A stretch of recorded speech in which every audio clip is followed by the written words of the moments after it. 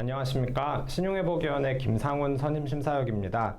이번 시간에는 채무자 구제제도의 도입 배경과 신용회복위원회 개인 채무조정에 대해서 살펴보도록 하겠습니다.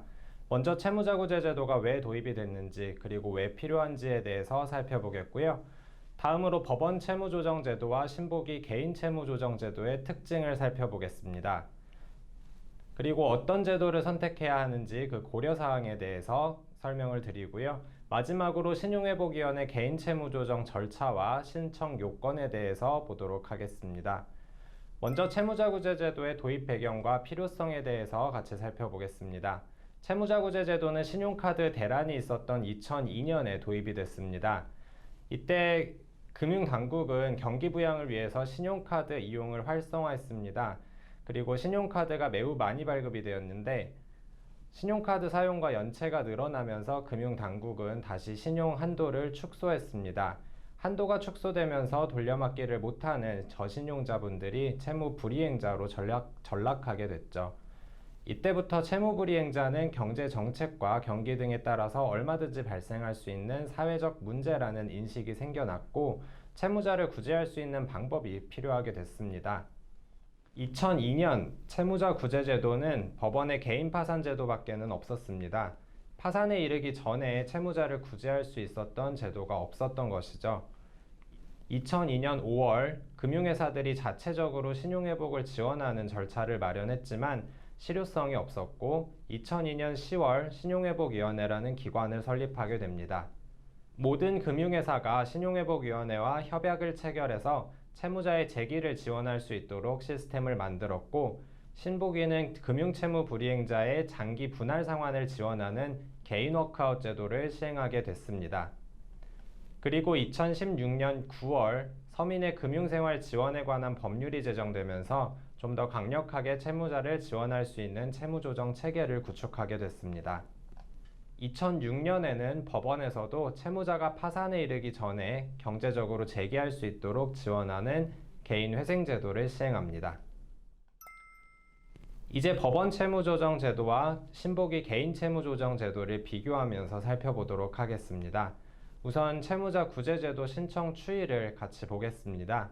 먼저 합계 부분을 보시면 채무자 구제제도 신청은 매년 증가하는 추세입니다. 그리고 2016년부터 2020년까지 신용회복위원회 신청 추이를 보시면 역시 신청 건수와 비중이 점차 증가하는 추세임을 보실 수가 있습니다.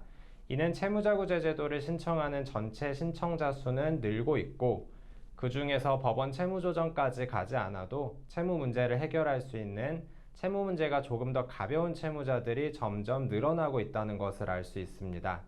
신보기 개인 채무조정제도와 법원 채무조정제도는 서로 상호 보완적인데 두 제도를 비교해서 조금 더 자세하게 살펴보도록 하겠습니다. 우선 신용회복위원회에서 운영하는 개인 채무조정제도는 세 가지 제도로 나눠집니다. 신속채무조정, 이건 연체전 채무조정이라고도 하고요. 사전 채무조정, 이자율 채무조정이라고도 합니다. 그리고 마지막으로 개인 워크아웃, 이렇게 세 가지 제도를 운영하고 있습니다. 각각 지원하는 대상도 조금씩 다르고 지원 내용도 서로 다른데요. 우선 대상 채무는 모두 같습니다. 신용회복 지원 협약을 체결한 금융회사에 부담하고 있는 채무가 조정 대상이 되고 무담보 채무는 5억 원 이하, 담보 채무는 10억 원 이하인 경우에 신청 대상이 됩니다. 그리고 신속채무조정 제도는 연체전 채무조정이라는 말에서도 알 수 있듯이 연체가 되기 전에 채무조정을 받을 수가 있는 제도입니다. 최저생계비 이상의 소득이 있는 연체일수 30일 이하의 연체자가 신청하실 수 있는 제도고 사전채무조정은 단기연체자 혹은 중기연체자가 신청할 수 있는 제도입니다. 31일에서 89일 사이로 연체되신 분들이 신청할 수 있는 제도죠. 그리고 개인 워크아웃은 장기연체자가 신청할 수 있는 제도입니다. 90일 이상 연체되신 경우에 신청 자격을 인정하고 있습니다. 이제 조정 내용을 같이 보시겠습니다. 신속채무조정은 연체가 없는 상태에서도 신청할 수 있는 대신 감면이나 이자율에 대한 조정은 없습니다. 연체이자는 감면을 하지만 이자율은 약정이자율이 그대로 적용됩니다. 다만 이자율의 상한을 두어서 연 15%까지만 이자율을 적용할 수 있습니다. 그리고 신속채무조정에서는 원금 감면은 없습니다. 사전채무조정은 이자율 채무조정이라고도 한다라고 말씀을 드렸는데 이자율에 대한 조정이 되기 때문에 그렇습니다. 연체이자는 감면을 하고 약정이자율은 30%에서 70%까지 인하합니다. 이자율 상한은 신속채무조정보다 조금 낮게 8%로 두고 있고요. 신속채무조정과 마찬가지로 원금에 대한 감면은 없습니다. 개인워크아웃 제도는 장기 연체자를 대상으로 하는 만큼 조정 내용이 조금 더 복잡하고 많습니다. 이자와 연체이자는 전액 감면하고 원금에서도 일부를 감면합니다. 삼각채권인 경우에는 원금의 70%까지, 미삼각채권인 경우에는 원금의 최대 30%까지 감면할 수 있습니다. 이 삼각채권이라는 것은 금융회사가 채권의 회수 가능성이 낮다고 판단하는 경우 그 채권을 손실 처리하는 경우가 있습니다.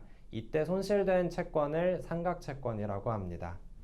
손실 처리되지 않은 채권을 이제 미삼각채권이라고 하는 거죠.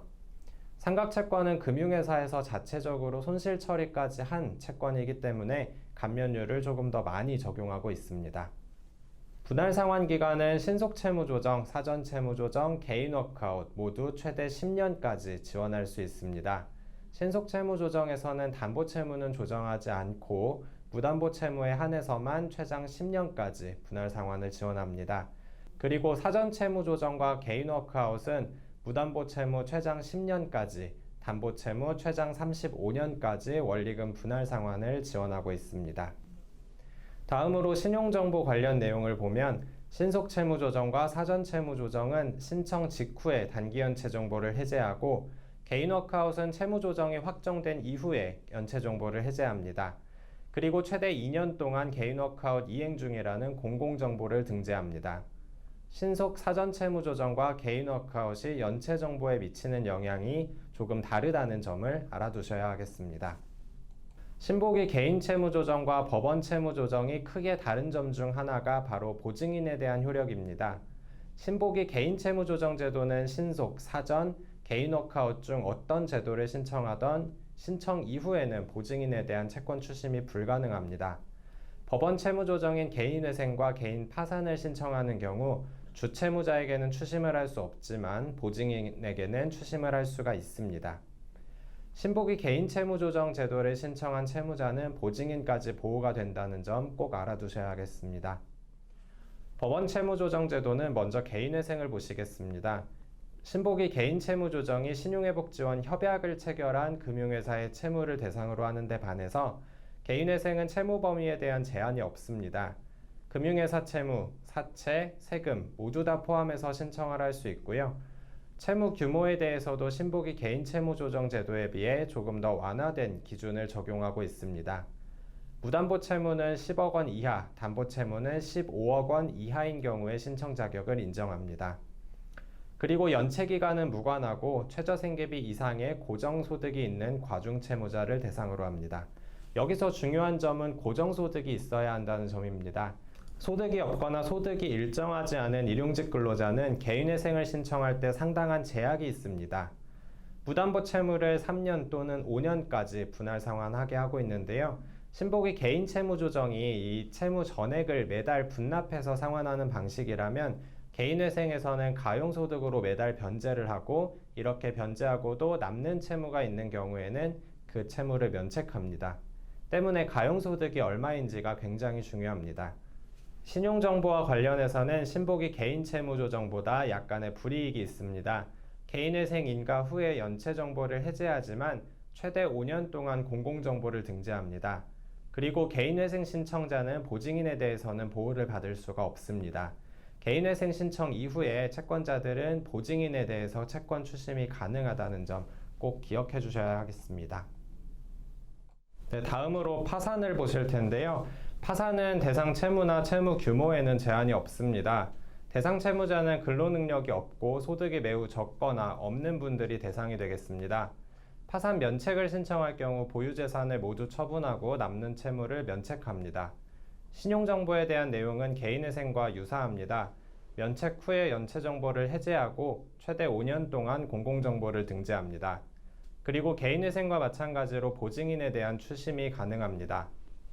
네, 신보기 개인채무조정제도와 법원 채무조정제도를 비교해서 설명드렸는데요. 그 장단점을 같이 살펴보겠습니다. 신용회복위원회 개인채무조정제도는 절차가 간편하다는 점이 장점입니다. 신분증만 가지고 지부에 방문하시면 간단하게 신청할 수 있고 2, 3개월이면 조정 결과를 알 수 있습니다. 그리고 채무조정의 효력이 보증인에게까지 미친다는 점이 장점입니다. 또한 변제기간 중에 상환계획 변경이 가능하다는 것도 장점입니다. 개인채무조정제도는 최장 10년까지 장기간 분할 상환을 지원하기 때문에 상환기간 동안 상환이 어려워지는 일이 생길 수도 있고 상환 여력이 좋아지는 일도 생길 수 있습니다. 그렇기 때문에 개인채무조정제도는 변제기간 중에 상환 유예와 같이 상환기간을 연장할 수도 있고 중도의 완제도 가능하도록 운영하고 있습니다. 또한 법원 채무조정제도에 비해서 신용도를 조기에 회복할 수 있다는 점도 장점입니다. 연체가 없거나 단기 연체인 상태에서 신청할 수 있는 신속채무조정, 사전채무조정은 신용도에 미치는 영향이 매우 적습니다. 그리고 개인 워크아웃 제도도 최대 2년 동안만 공공정보를 등재하기 때문에 최대 5년간 유지가 되는 개인회생이나 파산제도에 비해서는 신용회복 속도가 좀 더 빠르다는 장점이 있겠습니다. 또한 신청자를 실패자로 보는 사회적 낙인 효과가 적다는 것도 장점이겠습니다. 단점으로는 개인회생이나 파산 절차에 비해서 상환 부담이 클 수가 있다는 점입니다. 개인채무조정제도는 채무 규모가 변제계획에 매우 중요한 요소인데 개인회생제도는 가용소득만 가지고 변제를 할 수 있게 하기 때문에 상환 부담은 개인채무조정이 조금 더 클 수 있습니다. 그리고 협약을 체결하지 않은 금융회사의 채무, 대표적으로 사채나 세금과 같은 채권은 신용회복위원회에서 조정을 받을 수가 없다는 점도 단점입니다. 개인회생제도의 장점을 살펴보면 일단 모든 채무에 대해서 조정이 가능하다는 것이 장점입니다. 사채나 세금 같은 채권들도 개인회생 절차를 통해서는 조정을 받을 수 있습니다. 그리고 채무 규모에 관계없이 가용소득으로 채무를 상환하면 나머지 잔여 채무는 면책을 하기 때문에 소득 대비 채무 규모가 큰 분들은 상환 부담이 훨씬 적을 수 있습니다. 또한 파산제도에 비해서 회생인가자는 신분상 불이익이 적다는 점도 장점으로 꼽힐 수 있겠습니다. 단점으로는 신청 절차가 복잡해서 채무자가 스스로 신청하기는 어렵다는 것입니다. 변호사나 법무사 같은 법률 전문가의 조력을 받아야 하는데 소요 비용이 꽤 큽니다. 또한 급여소득자, 영업소득자 같이 정기적인 수입이 있는 경우에만 신청할 수 있습니다. 때문에 일용직이나 무직자는 신청이 어렵다는 점이 단점이겠습니다. 그리고 보증인이 보호되지 않는다는 점도 단점으로 꼽을 수 있겠습니다. 마지막으로 개인 파산의 장단점을 살펴보겠습니다. 개인회생과 마찬가지로 모든 채무를 신청할 수 있다는 점이 큰 장점이고요. 그리고 면책이 결정되면 채무 상환의 책임을 모두 면제한다는 점이 가장 강력한 장점이라고 볼 수 있겠습니다. 단점으로는 신청 절차가 복잡해서 채무자 스스로 신청하기는 어렵다는 점이 있겠습니다. 개인회생과 마찬가지로 법률 전문가의 도움을 받아야 하기 때문에 소요 비용이 크다는 점이 단점입니다. 또한 파산자에 대한 사회적 낙인이 크고 비교적 오래 지속된다는 점이 신청자들에게는 좀 부담이 될 수 있겠습니다. 또한 면책되더라도 5년 동안 신용거래가 제한된다는 점도 부담으로 작용할 수 있겠고 개인회생과 마찬가지로 보증인이 보호되지 않는다는 점도 단점으로 꼽을 수 있겠습니다. 네, 이상으로 채무자구제제도의 특징과 장단점을 모두 살펴봤는데요. 그렇다면 채무자구제제도를 채무자가 선택할 때 과연 어떤 점들을 고려해야 하는지 좀 더 살펴보겠습니다. 일단 개인 채무 조정이 유리한 경우는 본인 소득 대비해서 채무액이 비교적 소액인 경우입니다. 가용소득으로 채무 조정 금액을 8년 내지 10년 이내에 변제할 수 있어야 합니다. 그리고 배우자, 대학생 자녀같이 성인 부양가족이 많은 경우에도 개인 채무 조정 제도가 유리합니다. 이는 개인회생은 성인인 부양가족을 부양가족으로 인정을 잘 하지 않는 데 비해서 신보기 개인채무조정제도는 비교적 부양가족 인정 범위가 넓기 때문입니다. 그리고 채무의 특성을 보시면 보증인이 보호가 되기 때문에 보증인이 있는 채무가 많고 보증인에 대한 추심이 부담스러운 경우에는 신보기 개인채무조정 신청이 더 적합합니다. 삼각채권은 아까 말씀드렸던 것처럼 감면율이 최대 70%까지 적용되기 때문에 개인회생으로 적용받는 감면율보다 더 큰 경우들이 있습니다. 개인회생이 유리한 경우는 가용소득이 안정적이고 소득 대비해서 채무가 과중한 경우입니다. 그리고 개인 채무 조정으로 포함할 수 없는 사채나 세금과 같은 채무가 있는 경우에 개인회생이 더 적합하다고 볼 수 있겠습니다. 또한 총 채무액이 많이 큰 경우, 25억 원 이하인 경우에도 개인회생이 더 적합하다고 볼 수 있겠습니다. 개인 파산 같은 경우에는 아무래도 전체 채무를 모두 면책하는 제도이기 때문에 엄격하게 심사를 하고 있고 소득이 매우 적거나 없는 경우에만 신청이 가능하겠습니다.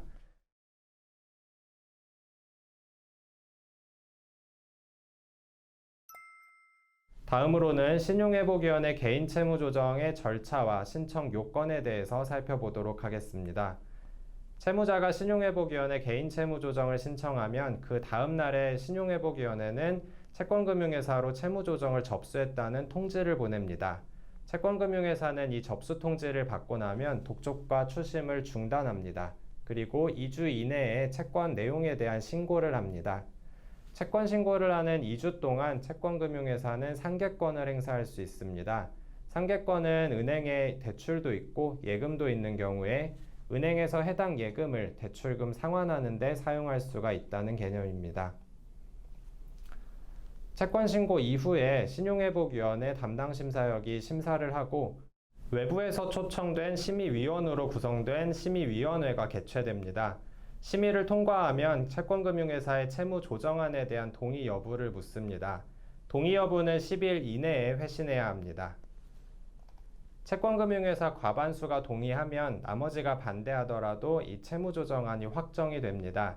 과반수라는 것은 채권금융회사의 수를 기준으로 하는 것이 아니고 채무액을 기준으로 합니다. 예를 들어서 채권자 A가 1,000만 원짜리 채권을 가지고 있고 채권자 B가 200만 원, 채권자 C가 100만 원짜리 채권을 가지고 있다고 하면 A만 동의하면 B, C가 반대하더라도 채무조정이 확정되는 구조입니다. 반대로 B, C 채권자가 모두 동의를 하더라도 채무액을 가장 많이 가지고 있는 A가 반대하면 채무조정이 성립되지 않습니다. 개인 채무조정이 합의가 되면 채무자는 14일 이내에 합의서를 체결해야 합니다. 합의서는 채권자와 채무자 그리고 신용회복위원회 이렇게 3자 간에 체결하는 계약이라고 보시면 되겠습니다. 합의서를 체결하면 금융회사의 채무조정이 확정됐다는 통지를 보냅니다. 확정 통지와 동시에 연체정보 등은 해제되고 공공정보가 등재됩니다. 공공정보는 개인 워크아웃이 확정된 경우에만 등재되고 신속채무조정이나 사전채무조정 신청자는 공공정보를 등재하지 않습니다. 네, 신용회복 지원 절차를 살펴보았고 이제 마지막으로 개인채무조정 유형별 신청 요건과 제외채무를 살펴보도록 하겠습니다. 연체전 채무조정은 무담보채무 5억 원, 담보채무 10억 원 이하인 경우 대상이 됩니다. 그리고 최근 대출이 과다하지 않은 분들이 대상입니다. 최근 6개월 이내에 발생한 채무가 총 채무액의 30% 이하인 경우에만 신청 자격을 인정하고 있습니다. 이는 신속채무조정뿐만 아니라 사전채무조정과 개인 워크아웃에도 동일하게 적용됩니다. 그리고 신속채무조정은 단기연체자를 대상으로 하는데요. 연체기간이 30일 이하인 경우에 대상이 되겠고 연체가 발생하지 않은 경우에는 아래 5가지 항목에 해당하는 경우에 한해서 신청 자격을 인정하고 있습니다. 네, 다음은 사전채무조정입니다. 사전채무조정 역시 신속채무조정과 마찬가지로 총 채무액이 15억 원 이하인 경우에 대상이 되겠습니다. 그리고 신속채무조정과 마찬가지로 최근 대출이 과다하지 않은 경우에 신청 자격이 인정됩니다. 또한 단기연체자가 대상이 되는데 신속채무조정과는 연체일수가 좀 차이가 있습니다. 연체기간이 31일에서 89일인 경우에 대상이 되고요. 연체기간이 30일 이하인 경우에도 2가지 요건을 충족하면 신청 자격이 인정됩니다. 신청 전 1년 이내에 누적연체일수가 30일 이상인 경우 그리고 연간소득이 4천만 원 이하인 경우 이 2가지 요건을 충족하면 연체기간이 30일 이하인 경우에도 사전채무조정 신청이 가능합니다. 마지막으로 개인 워크아웃입니다. 앞서 보신 조건과 마찬가지로 총 채무액이 15억 원 이하이고 최근 대출이 과다하지 않은 경우에 신청 자격을 인정하고 있습니다. 그리고 개인 워크아웃은 장기 연체자를 대상으로 하는 제도입니다. 연체 기간이 3개월 이상인 경우에 신청이 가능하고 한국신용정보원 전산망에 대지급 정보가 등재된 경우 신청 자격을 인정하고 있습니다. 개인 채무 조정에서 제외되는 채무를 살펴보겠습니다. 신속, 사전, 개인 워크아웃 모두 슬라이드에 보시는 다음 해당 채무에 대해서는 개인 채무 조정을 신청할 수가 없습니다. 이 부분은 참고만 해두시면 될 것 같습니다.